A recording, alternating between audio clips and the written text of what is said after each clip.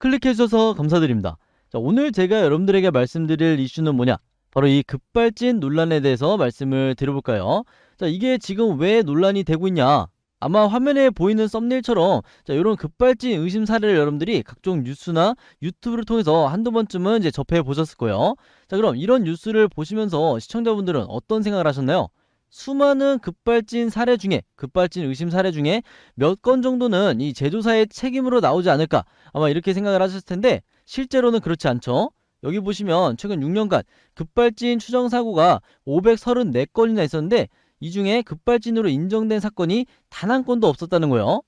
그래서 사고 사례 자체는 이 화면에 보신 것처럼 현대, 기아, 그 다음에 르노, 삼성 순으로 이렇게 많다 이렇게 나와 있는데, 이 급발진이라는 것 자체가 피해자에게 굉장히 불리하다고 그래요. 즉 원인을 규명하기가 어렵다는 건데, 과연 그 이유가 뭔지 제가 오늘 영상에서 설명을 드리도록 할게요. 일단 최근 사례 중에 하나를 보시면 아마 많은 분들이 아시는 이 전기차 택시 급발진 의심 사고가 있었는데, 자, 이때 무려 이 택시기사분이 무려 188km로 질주를 했다고 그래요. 당연히 이제 택시기사분은 이제 부인을 하고 있는데, 최초에 이렇게 급발진이 된 이유가 뭐냐? 옆에서 갑자기 끼어들었던 이제 차량하고 이제 단순 접촉사고 이후에 갑자기 자동차가 급발진이 이제 시작이 됐다는 거예요. 그래서 이때 당시에 이제 자료 화면을 보시면 아시겠지만 택시기사분이 어이구 어이구 이러니까 이제 승객분이 사이드 브레이크, 사이드 시동 한번 꺼보라. 자, 이렇게 이제 뒤에서 얘기를 하는데 기사분이 뭐라 그래요? 시동을 껐다니까 안 꺼져 안 꺼져 이렇게 이제 대답을 하고 있죠. 그러면서 추가적으로 큰일 났다 이거 이러니까 이제 승객분이 브레이크 잡아요 안 돼요? 이렇게 물어보니까 안 돼 안 돼 안 돼 브레이크 잡았다 이제 확실하게 이렇게 녹취가 돼 있는 부분이 있어요. 그러면서 이제 사고 후에 이제 기사분을 그리고 승객분을 이제 인터뷰를 해보니까 최초 충돌 후에 급발진했다 이렇게 같은 의견을 지금 얘기를 하고 있는데, 실제 인터뷰 내용을 보시면 아시겠지만 사고 택시 기사분은 중앙선 넘은 차와 박는 순간 앞으로 가면서 브레이크를 잡아도 안 되고 계속 가더라고요. 사람이 나올까봐 참 겁났다. 사람이 나오면 사망하기 때문에 이렇게 이제 얘기를 하셨고, 그 당시에 탑승하고 있던 승객분도 뭐라 그랬냐? 발은 확실하게 엑셀 안 밟았습니다. 왜냐? 제가 일어서서 봤다는 거예요. 그래서 아저씨 시동 끄세요. 시동 끄세요 했는데 몇 번을 눌러도 안 돼요. 이렇게 증언을 한 거예요. 다행히 이제 승객분이 같이 타고 있는 사례이기 때문에 이번 사고 같은 경우는 어느 정도 이제 소명이 될 것 같은데, 만약에 택시기사분이 혼자 탑승해 있던 상황이었으면 굉장히 난처하게 흘러가지 않을까 이렇게 이제 생각이 돼요. 자, 여기서 잠깐 여러분들의 기분 전환을 위해서 우리 시청자분들에게 깜짝 선물 하나 드리고 가겠습니다. 제가 여러분들에게 핫한 이슈 전달해 드리면서 항상 말씀드리죠. 뉴스만 잘 챙겨 보셔도 돈이 된다 이렇게 말씀을 드렸는데요. 여러분들은 이렇게 쏟아져 나오는 겨울철 한파 관련 기사들을 보시고 어떤 생각이 드시나요? 남들한테는 안 좋은 소식이겠지만 이제 여러분들에겐 그렇지 않을 수 있습니다. 예를 들어 제가 이전에 유가 급등 뉴스 여러 개 소개해 드리면서 투자 쪽으로도 꼭 생각해 보셔라 이렇게 말씀을 드렸는데, 한동안 이런 유가 관련 썸네일들을 엄청 많이 보셨을 거예요. 이렇게 이슈가 됐을 때 우리나라 부자들은 그냥 보고 넘어가지 않고 관련주가 뭔지 생각해보고 돈을 번다 이렇게 말씀을 드렸습니다. 부자들이 봤을 때는 사회적 이슈는 곧 돈이라는 걸 알고 관심이 몰리면 돈도 몰린다는 걸 알기 때문에 뉴스를 꼭 챙겨보고 투자로 생각을 전환하는 이런 습관을 가지고 있는데요. 그래서 저는 우리 시청자분들에게 수익 내기 연습을 시켜드리면서 투자에 성공하는 습관부터 만들어 드리려고 합니다.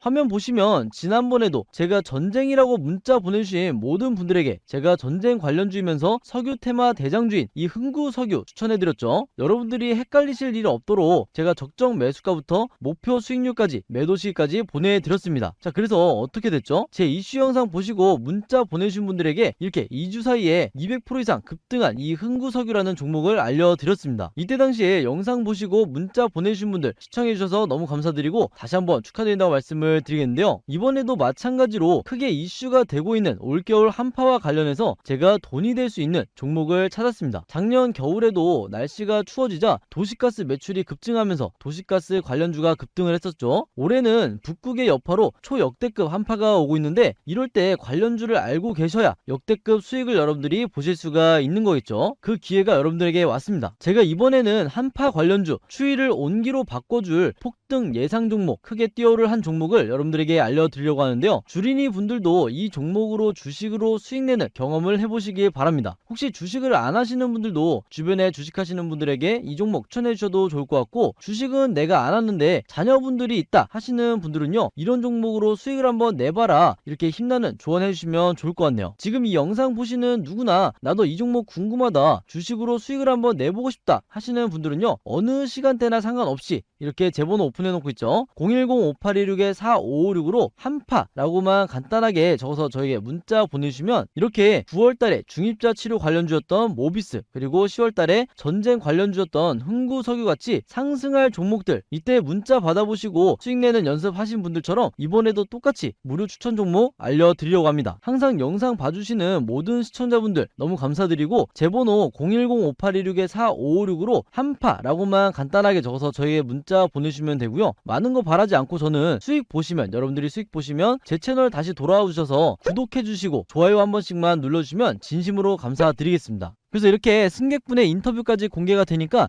당연히 여론이 폭발했죠. 이게 과연 급발진이 아니면 뭐냐, 이러니까 이제 현대차에서 최대한 조사를 협조하겠다, 이제 이렇게 이제 발표를 한 상황이고, 아래 보시면 현재 경찰이 조사 중이며 경찰이나 국가수 등에서 요청이 온다면 정확한 원인 파악을 위해 최대한 협조하겠다, 자 이렇게 설명을 했어요. 자, 그리고 또 하나의 의심 사례가 있었죠. 자, 강릉에서 이제 급발진 의심 사고가 있었는데, 화면에서 보이신 것처럼 지금 이제 건너편에 차도에 있던 SUV 차량이 반대쪽으로 넘어서 지금 날아갈 정도로 이렇게 엄청나게 이제 과속을 하고 있는데, 이 운전자가 이 60대 할머니라고 그래요. 이제 뒷좌석에는 이제 손자를 태운 걸로 이제 추정이 되는데, 손자가 이제 12살 정도 됐다고 이제 제가 알고 있는데, 결국에는 이제 손자는 이제 사망을 했고 할머니는 이제 크게 이제 부상을 입었다고 하시죠. 어쨌든 결국 이렇게 이제 옆에 떨어지고 나서야 이제 차량이 멈출 수가 있었는데, 사진만 보더라도 이제 피해 정도가 얼마나 심각한지 우리가 충분히 알 수가 있다, 이렇게 말씀을 드리겠고, 마찬가지로 할머니 같은 경우에도 이제 뭐라고 말씀을 하시냐면, 브레이크가 계속 말을 듣지 않아서 기어를 주행해서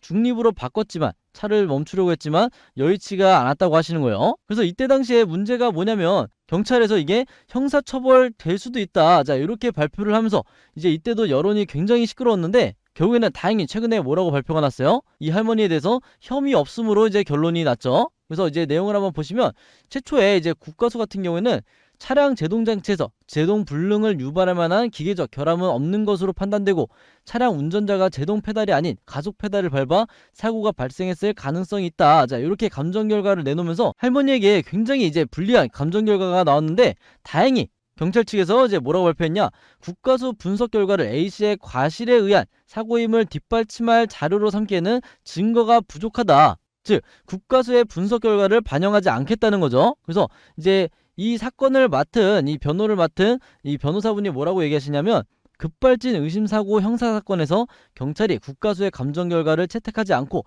불송치 결정한 것은 매우 이례적이며 최초인 것으로 보인다, 자 이렇게 얘기하셨는데, 제 생각에는 이게 아무래도 이제 60대 할머니라는 점과 그 다음에 여론이 굉장히 들끓고 있는 이제 이런 관심이 있던 사건이었기 때문에 경찰도 어느 정도 이 부분을 반영한 게 아닌가, 이렇게 생각이 들고, 또 한편으로는 이런 경우가 이례적이라는 거는 다른 피해자분들 중에서, 급발진 의심 사고 이제 피해자분들 중에서 억울하게 형사처벌을 받은 분들도 분명히 있을 수 있다는 거예요. 자, 그래서 한편으로는 저 같은 경우는 이런 사례를 보면서 어떤 생각이 드냐면, 이게 이제 우리나 이제 차를 구매할 때도 이런 급발진이 발생하지 않을 차를 이제 복불복으로 골라야 되는 게 아닌가, 자 이렇게 생각이 드는 거고, 자 그래서 오늘의 한마디는 뭐다?